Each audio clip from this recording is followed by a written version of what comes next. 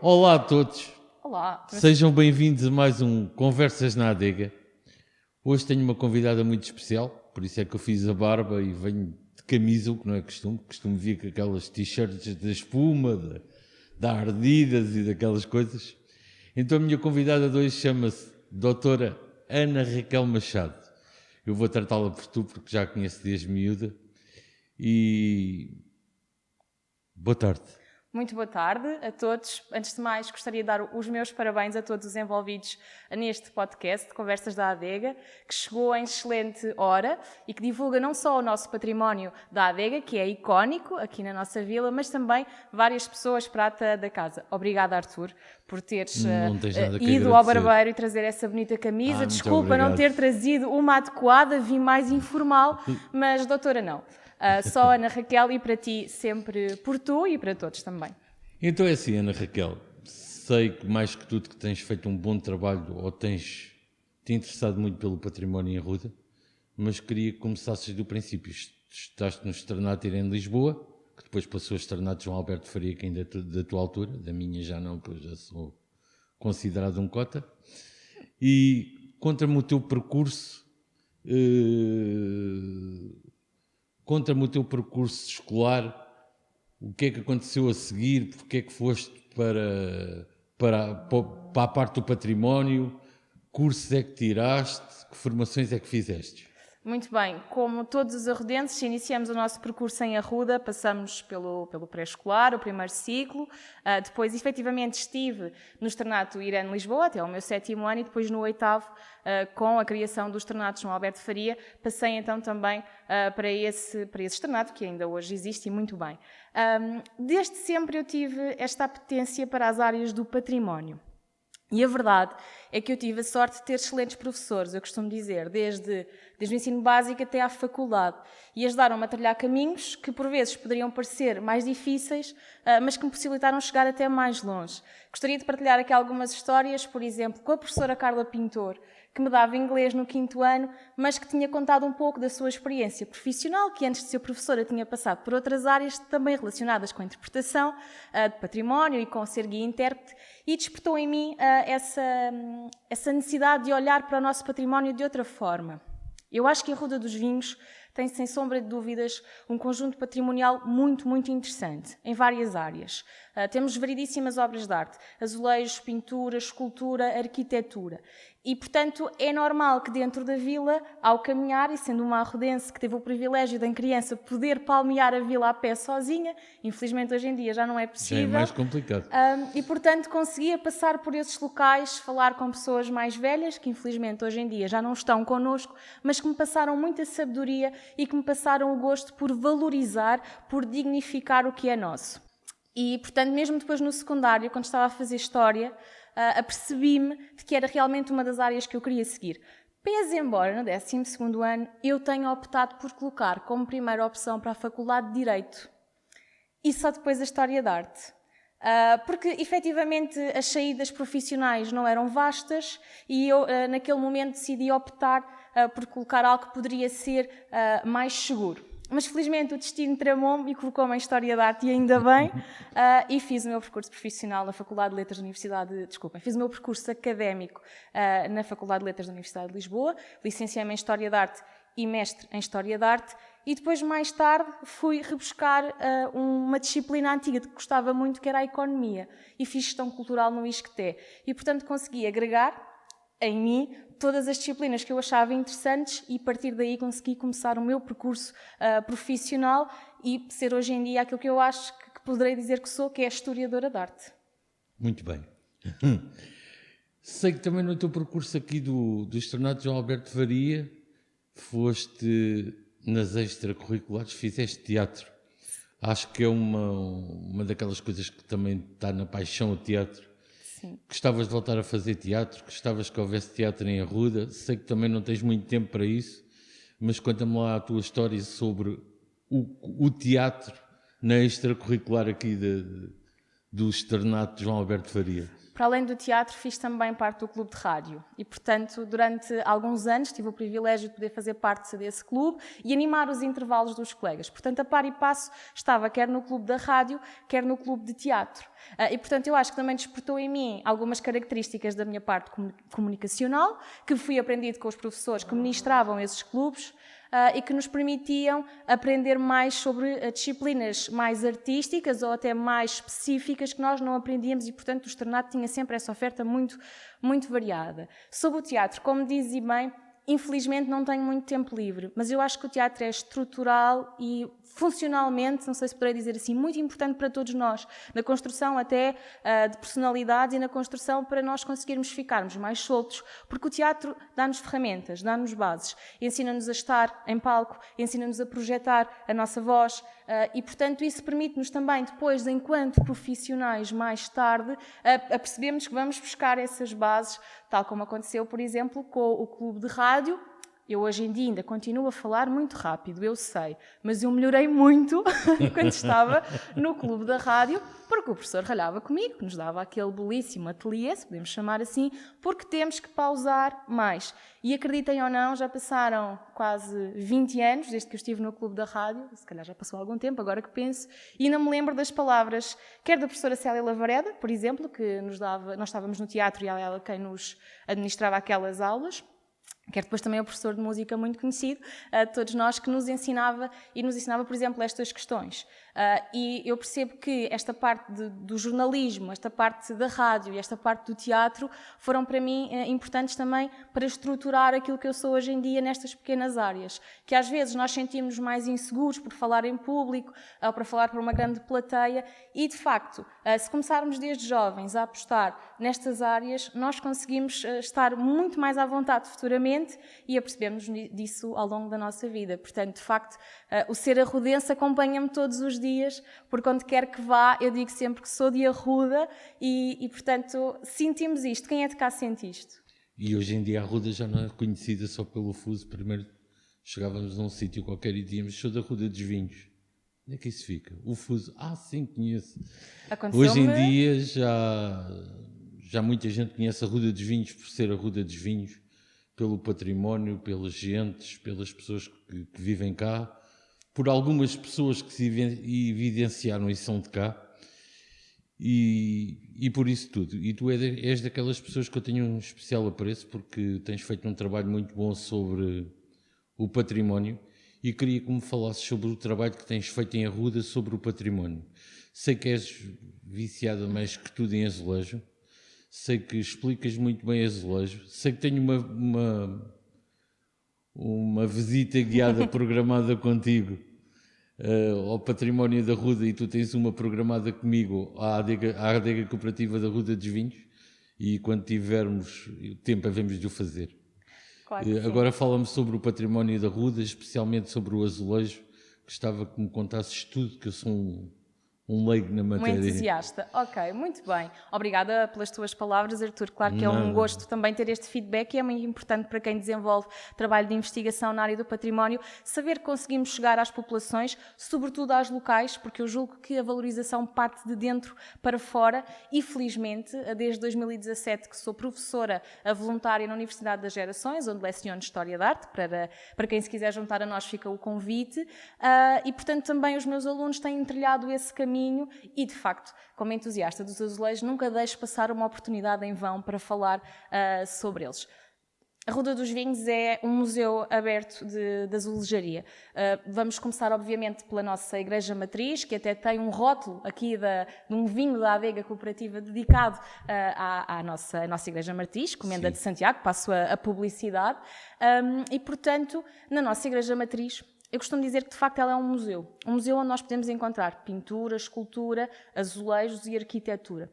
Mas, de facto, nós podemos fazer só uma visita guiada e específica àquele património. Enquanto historiadora de arte e por ter estagiado no Museu Nacional do Azulejo, portanto, enquanto frequentava o meu mestrado, foi aí que também desenvolvi o gosto pelo material.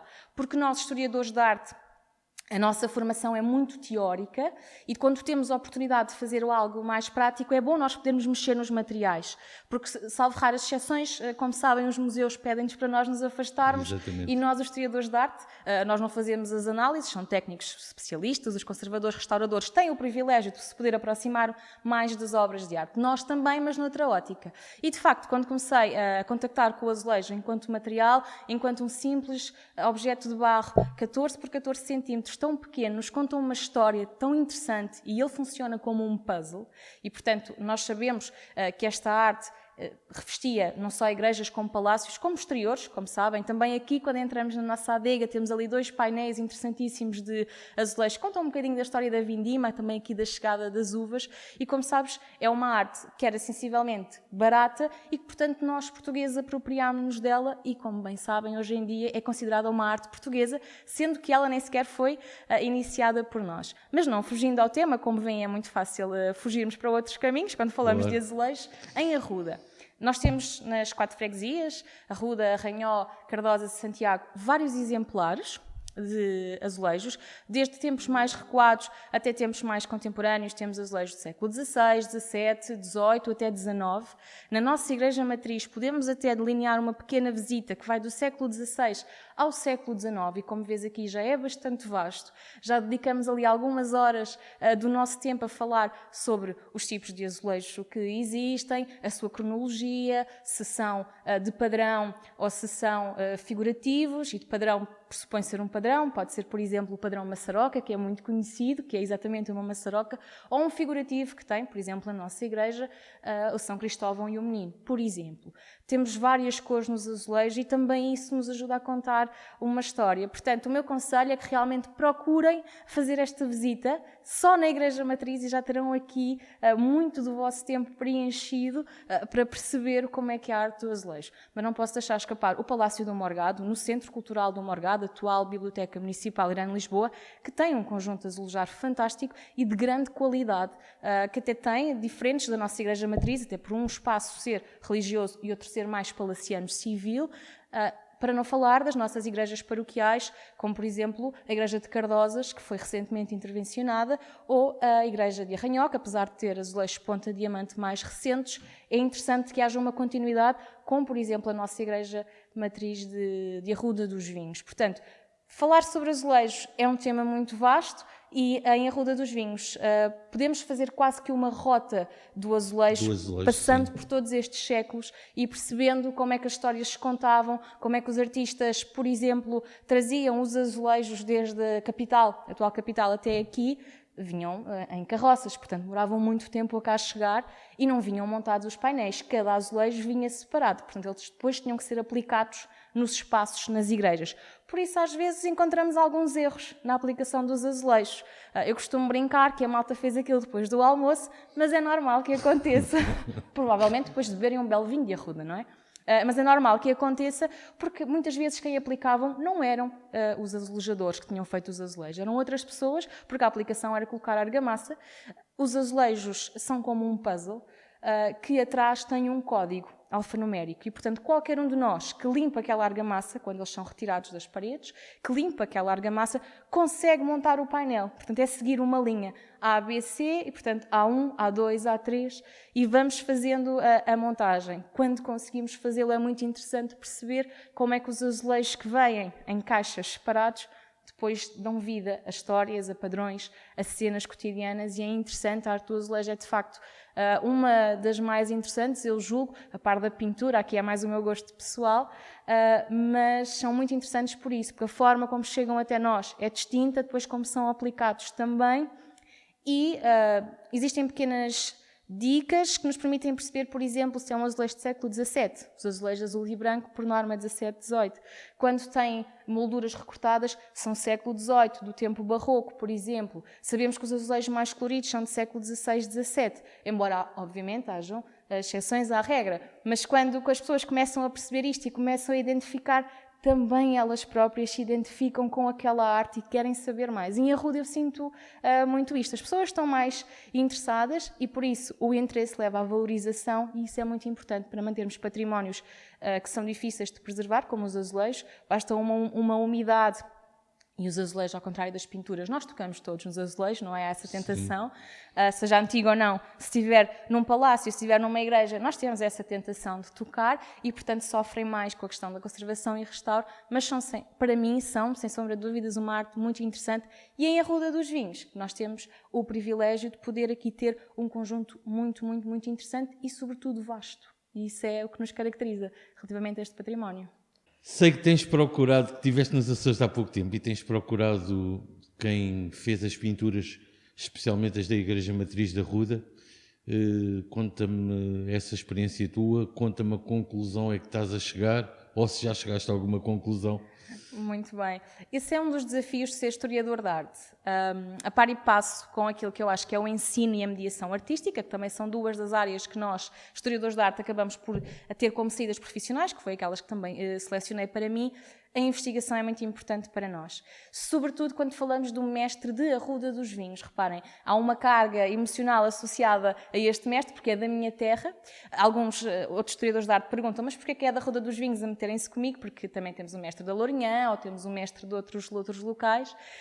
Mas sucede que, enquanto fazia a minha investigação sobre as pinturas da Igreja Matriz de Arruda dos Vinhos, em 2013, só para enquadrar, quando estava no mestrado, eu fiz um projeto, o Projeto I, identificar, inventariar e intervir em Arruda dos Vinhos. É um projeto meu a solo, cujo objetivo era identificar as pinturas que estão em património religioso, ou seja, a Igreja Matriz, sobretudo na vila, a nossa Igreja Matriz e a Capela da Santa Casa da Misericórdia, que também tem um conjunto muito interessante de azulejos e de pinturas.